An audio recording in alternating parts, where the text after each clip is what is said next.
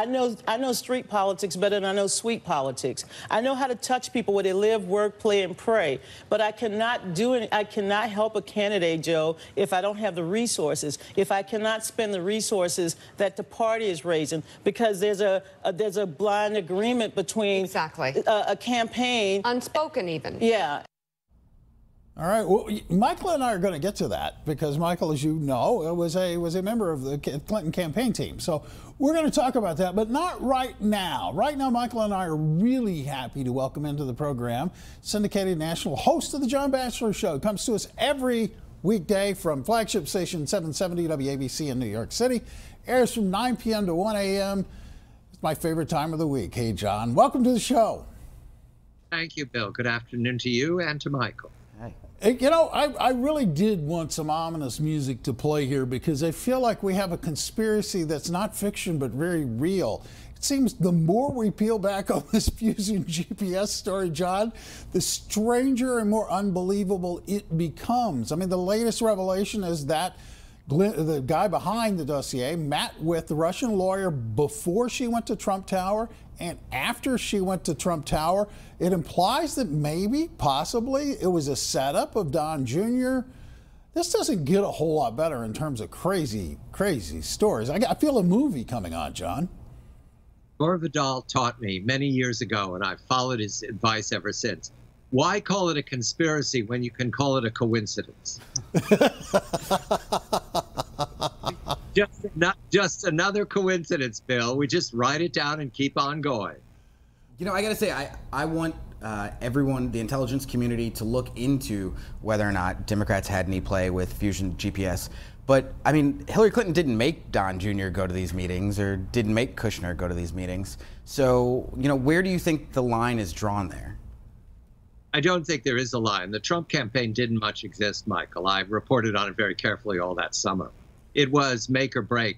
The biggest event of the evenings, oft times, was ordering pizza for everybody who was hanging around. This was not a smooth running operation. And the family did what they could. They contributed all their energy to the campaign. But right up until the end, everybody was of the opinion that it was not enough and they were going to lose. So I do not look upon anything that happened all that summer of 2016 as sinister. It was amateur hour. And fine, the amateurs won this time. And trying to find an explanation these many months later is impossible. Well, what, if anything, just to sort of slightly switch gears, let's talk about Comey for a minute. We have learned through the release of FBI papers that back in May, he felt that there was evidence of gross negligence. He was writing these after not even interviewing anybody. 2 months later, he comes out on TV and says, nah, she was just kind of careless. What are your thoughts on this one? That Mr. Comey has some explaining to do in his memoirs. We look forward to them, Bill. It's going to be a New York Times bestseller. I get the feeling John's got... Are you publishing the book, John? Is that why you're promoting it already? Nothing like that. It's that, Bill, I only look upon these opportunities as what's in it for us, Bill. That's what we do, right? Yes. And if there were simple answers and the end of the story, they wouldn't need us. So what I'm looking forward to Comey's book tour, aren't we all? I'm also looking forward to Glenn Simpson's full explanation of his contact with Veselnitskaya, the Russian op lawyer on the Magnitsky matter. I'm looking forward to all of this. And Bill, we'll be talking about this for years, at least until 2020.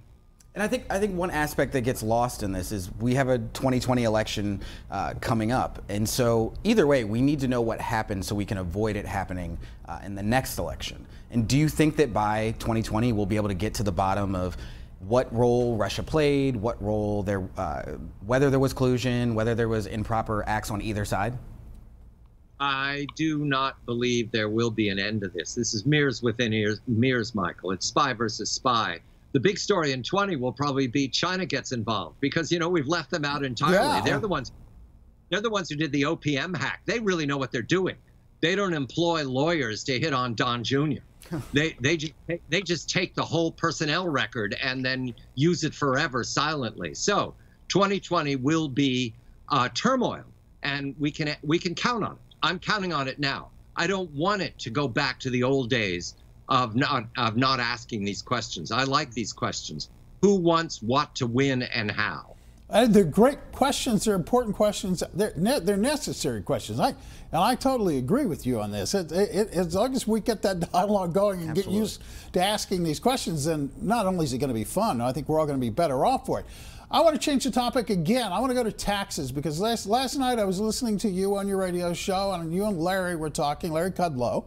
Larry is a Newsmax insider as well as a very respected economist. And I felt all good when I got out of the car, because Larry had met with the senators, had breakfast with them, said the senators want to get tax reform done, and they're big and keen, especially on the corporate side, which is where Larry is really, really excited. I woke in this morning and there are reports up on the TV, no, the senators and the Republicans want to delay corporate tax to 2019. There's a very good chance, John, they won't be the ruling party in 2019 in the Congress. What is going on? What Larry said on air and what he said off air are the same thing. The Republican Senate knows that this is a make or break situation, and they aim to get this done and maybe get it done by Christmas, Bill. I'm not dragging this out. Nobody wants to drag this out. The play here is pure politics. The business tax is what we all want. Right. The personal income tax is much more complicated. So whatever they can get done by Christmas is a gain for the Republican Senate. And this is not a health care bill. They understand they can do this. And how do they go about doing it, though? Because especially after the election last night, Republicans from New York, California, Virginia have all come out and said they won't support the tax plan as it stands right now. And with the SALT deduction is removed, that's going to make it even harder because it's going to blow a hole in the deficit. So how do Republicans move forward? Democrats talking about deficit is fun to me. Okay? We like to be consistent on this one. Let's talk about SALT. I think that's the state and local taxes. I think that was always put in there to negotiate. I'm not sure of that. Nobody's told me that flatly, but I think it's a tradable tool. There are 52 Republican votes in blue states that would be hurt by SALT. Yeah. They need those 52. If the House moves first, and I think it will, because they're reporting tomorrow. They're going to report out. If the House moves first, it's a done deal, Michael. We're not going to worry about SALT anymore. And then the Senate takes it up in its version. Listen, this is an accelerated timeline I learned about last night. Maybe it's right, maybe it's wrong, but it goes like this. The House reports out, the Senate gives its version maybe Friday, maybe next week, and then they move very quick.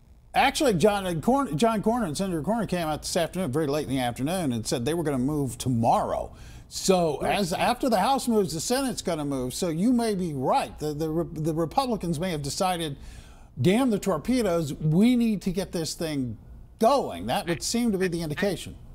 Thank the New York Times and the Washington Post, because their hosanna today about the election in Virginia and New Jersey have given the Republicans a motive, Bill. They've got a motive now. They understand that this is about them absolutely failing unless they move taxes. So as of last night, it could have changed, Bill, but as of last night, they're moving this. But then haven't Republicans boxed themselves in almost? Because we have the estate tax and questions about whether we're going to get rid of that. But Republicans also know this is their last chance at major legislation this year, and they have to get something done. Well, you know what? We have very little time left, so I'm going to jump in here on Michael and just ask you really quickly. Are you of the same mind that Larry is, which is the personal stuff doesn't need to happen, but it's the corporate stuff that does need to get done, and that's something they can get done? You're asking me? Yeah. Corporate all the way. Absolutely. That's the winner. That's the 4% GDP. Yeah, no, I think so. I think it's going to be interesting to see what happens on the personal side of this, because I think Michael raises a really good point. And I think, frankly, most people. John, thank you so much. I appreciate you being here. Remember, John Batchelor's show every weekday, flagship station, 770 WABC here in New York City, 9 p.m. to 1 a.m. Go listen to it.